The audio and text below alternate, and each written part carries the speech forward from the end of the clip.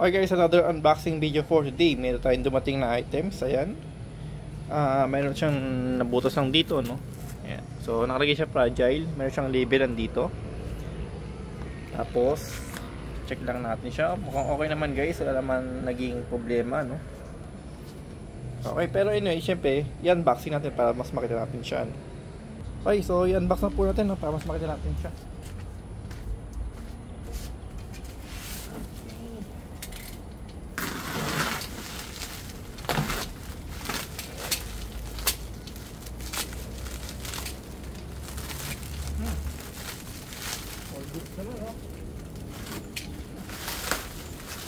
Pares ng balot, no? Packaging pa lang, makakalasin natin talaga siya kung gano'n siya. May quality, no? Packaging quality pa lang. Okay. Hindi tinipid, no? Kumbaga, wala tayong masasabi na tinipid siya, no? Or, baka masira.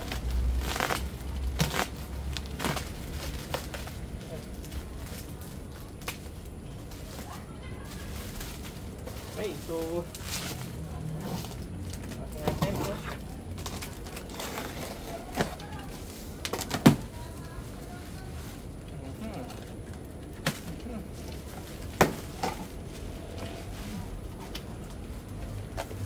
Okay, so ito na.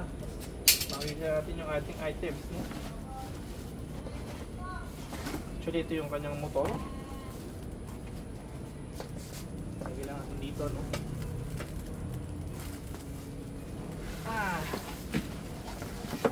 Yung kanyang screen at may kasama siyang syempre yung pan, yung ating stand.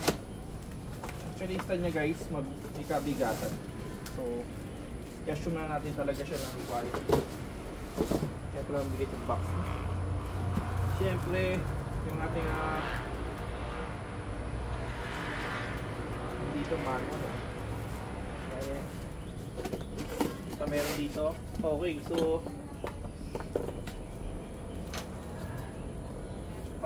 ito lang yung kanyang box. Kanyang box, no?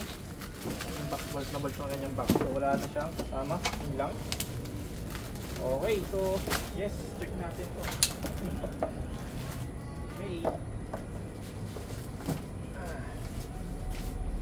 Ayan guys.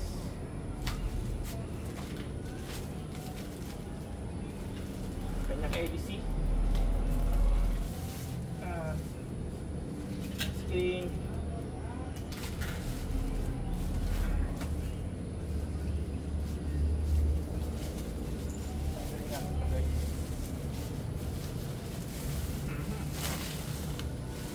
Ayan, so Acer Philippines pala siya, no? Okay, 20 watts talaga siya. Hanggang 25 watts. Okay. Goods naman, Acer Philippines talaga pala yung pangalan talaga niya. Okay, so tapos check natin. Put ko lang tapos malinaw. Okay, so ito yung kanyang adapter. So meron lang siyang okay, so yung output niya is 36 watts, no? So pala Acer Pure. Yan, yung pala guys, Acer Pure. Kaya pala Acer. Made pa siya ng Acer siguro, no? Tapos ano pa to?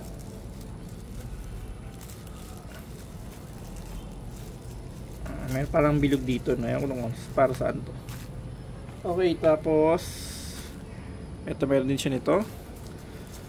Yung ating remote.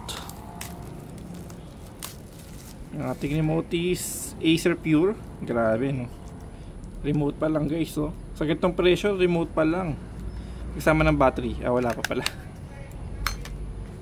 And then, yung ating Acer Pure, maybe yung installation guide kung paano. Nandito na lang siguro ng information niya, no? Okay. May warranty card. Okay. Check lang natin yung kanyang manual. Manual check. Table of contents. Okay. At product configuration structure. Ayan. Meron dito product assembly guys. Ayan. Okay.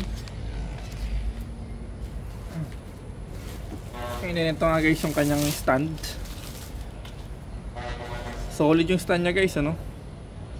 3.7 kilos ay nakalagay naman. Ang galing, ano? Malapad siya guys. Bilog niya. Okay. And then yung ating product name, syempre DC stand fan, model name AF354, 20 watts siya dito. Syempre input voltage na DC 24 volts, rated power niya is 25 watts. Okay na, year of production is 2024, so last year.